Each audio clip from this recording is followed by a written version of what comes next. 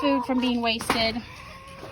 Anyway, so we have a door that we just open up to let them run.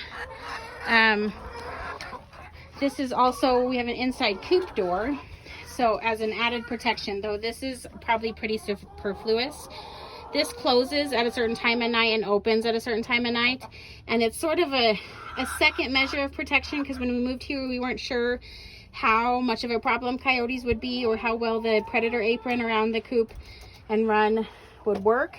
But basically, this is a second protection. If something were to get in the run at night to get to it, then this is already closed and they can't get to it. It's just a metal guillotine, but it stops if it hits anything. So even if a chicken's there, it's not going to hurt the chicken. So that's there. It's probably not a necessary thing depending on what kinds of predators you have, but they're not that expensive. I mean, you can get really expensive stuff, but they're not that bad that you probably couldn't just buy one if you think it's necessary. But on your chicken coop, you want to have some kind of a ribbed run. I mean,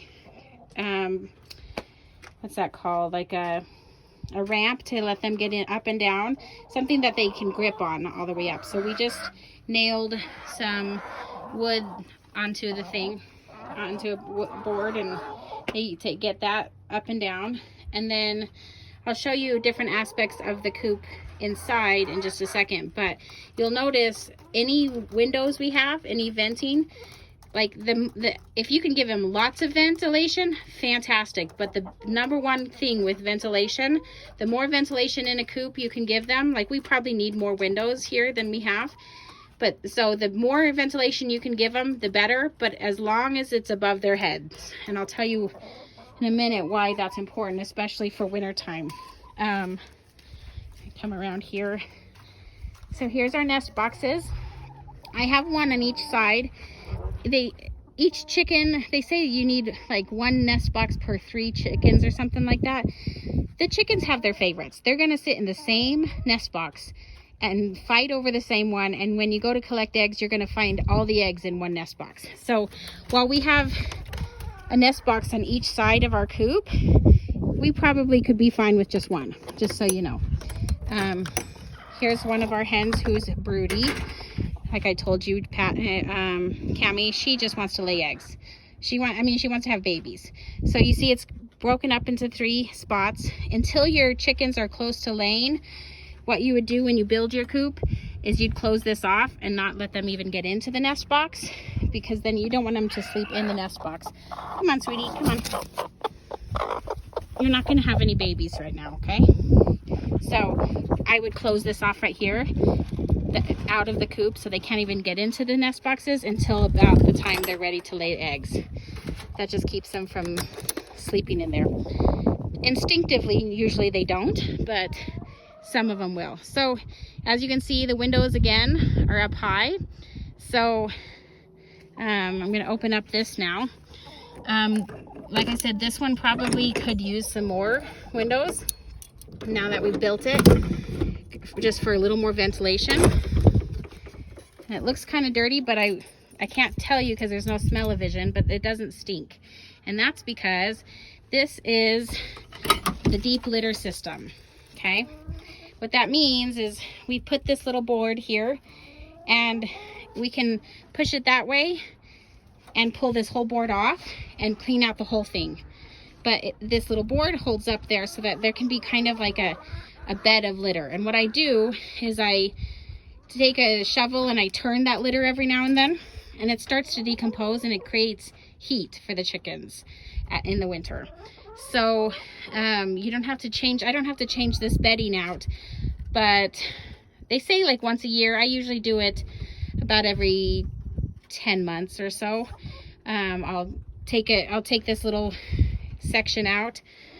It pushes, like I said, into the slot on the end and then pulls out, and then I just take a shovel and I pull it all out onto like a tarp down here and haul it into my compost, because it's really good compost. Anyway, these are the roosting bars.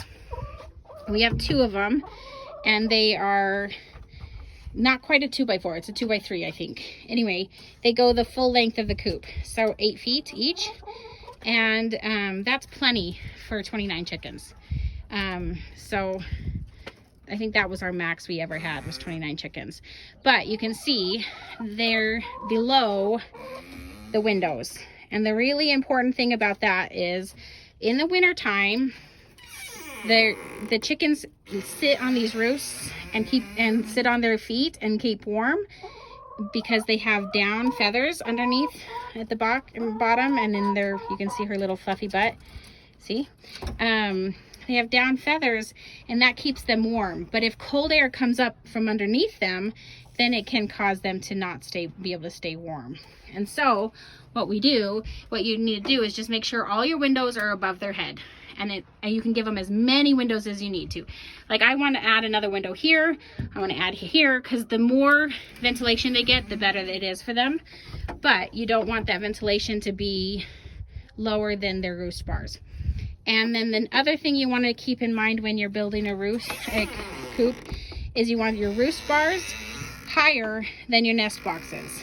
And the reason for that is chickens instinctively want to roost at a high level. And if the nest boxes are higher, they'll just get in the nest boxes, and then your nest boxes are gross all the time because they poop a lot when they sleep. But if the roost bars are higher, then they want to be up there. And so you want to have your roost bars above your nest boxes, and you want to have windows above the roost bars. That's pretty much it. I've hung these little curtain things. You can see they're kind of dirtied with poop from where they sat on the edges there.